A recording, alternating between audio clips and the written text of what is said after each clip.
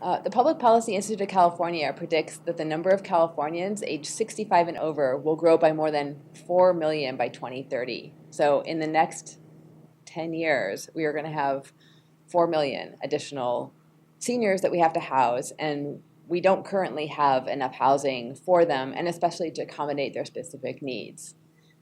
So seniors are particularly vulnerable to rent increases, especially on a fixed income and if they live in gentrifying areas. So I live in Silver Lake, and I can tell you a number of longtime residents who are seniors are being evicted from their houses and their apartments, and they don't have any place to go. And the solution for this is to provide them senior housing where they're protected from eviction and where their units won't be demolished for a different type of development.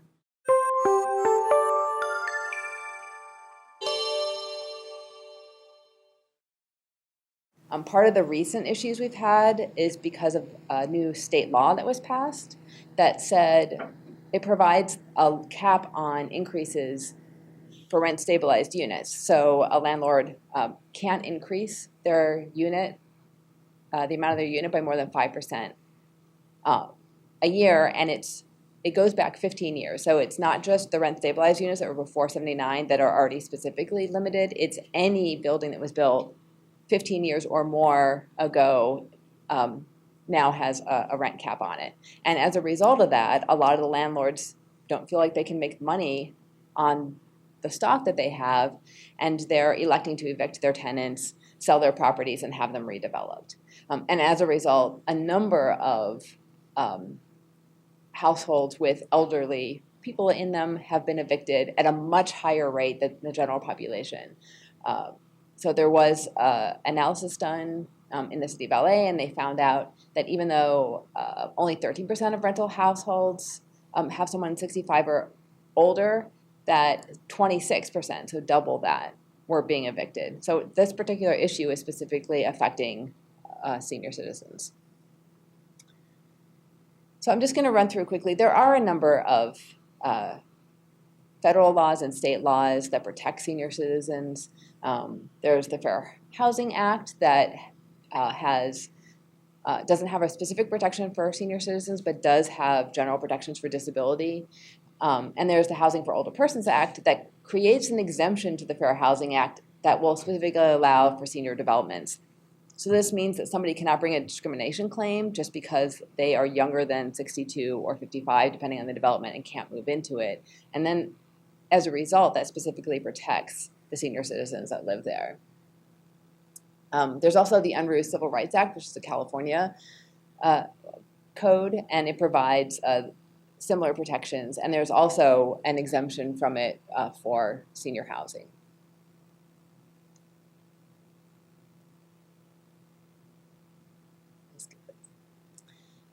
So locally, there are protections for seniors in the Rent Stabilization Act. So if you live in a building that was built before 1979, there are two ways that you're protected as a senior. One is you're considered a qualified tenant. So if everyone in your building is evicted because under the Ellis Act for the purpose of going out of the rental business, then you as a senior citizen would get a year before you have to leave, as opposed to 120 days, and you would get a much higher level of relocation fees, which are pretty significant. They're over $20,000.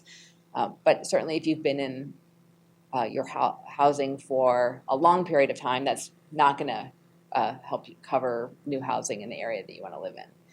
And the second is that you become a protected tenant if you've been in a rental for more than 10 years and you're 62 years of age or older.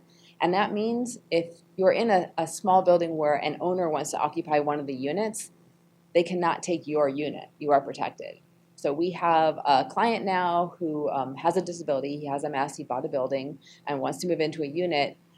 The only unit is on the ground floor that he can access, and that unit has somebody who is over 62 that is been there for more than 10 years. And so that person is protected from the owner coming in and taking her unit.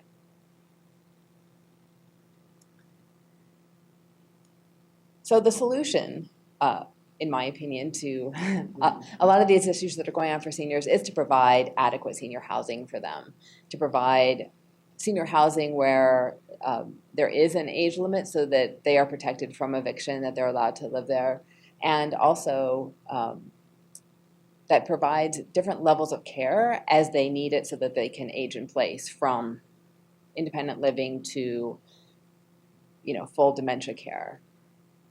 The senior population is larger than it's ever been, but it's also healthier than it's ever been. And so as a result, we don't just need dementia care, we need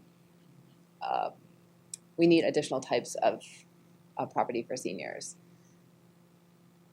So in the city of Los Angeles, they identified, I'm going to just use Los Angeles as an example, and then we can discuss how it is in other cities. But in the city of Los Angeles, they identified 4 different types of senior housing. One is independent senior housing, assisted living care, skilled nursing care housing, and Alzheimer's dementia care housing. And these different types of housing are allowed in different zones, but under the elder care facility unified permit, you can put all of those uses in any zone in the city. So just briefly, an elder care facility is one that provides residents for 62 years of age or older and combines 2 of the following. So you can't just be independent living, you have to be independent senior living, assisted care living, nursing care living, and Alzheimer's dementia. But in the elder care, in order to get the value of the elder care permit ordinance that was adopted by Los Angeles, a minimum of 75% of those living in this facility have to be in independent or assisted living care. And the reason is if it was 100% dementia care, they want it to be in an area that allows institutional uses and then accommodates those uses. So this is assuming that most of the people that live in this facility would be either independent or assisted living. So independent senior housing is the least restrictive, and it's basically they appear as standard apartment buildings, and they usually provide dining areas and other communal rooms. They can have personal vehicles, although most of them don't. And then often they will have shopping or medical services. Assisted living provides ambulatory care for seniors and some assistance with their daily living, such as feeding and toiletry and bathing and grooming and mobility issues.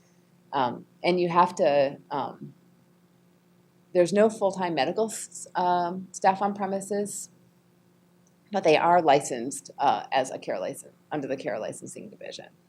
And then in skilled nursing housing is a housing type that provides medical services primarily to the elderly, and so there would be a full medical service on staff.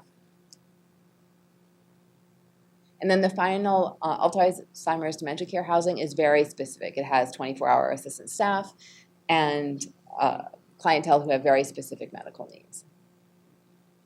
Sure. Yes.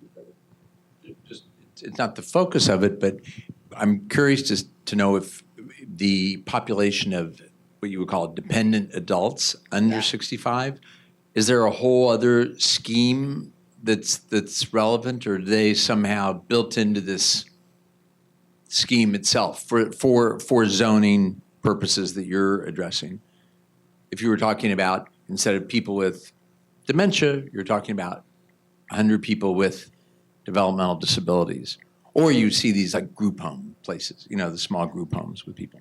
So this particular elder care ordinance is focused on elderly people who are over a certain age, and it's not doesn't specifically address caring for people who have specific physical needs that aren't elderly. Those are accommodated in the zoning in an institutional setting, but it would require a different type of approval. So before 2006, when the elder care facility unified permit started its process, each of those different described types of housing were allowed in different zones. So in one zone, you might be allowed the assisted living, but you wouldn't be allowed dementia unless you were in a higher zone that allowed more of an institutional use.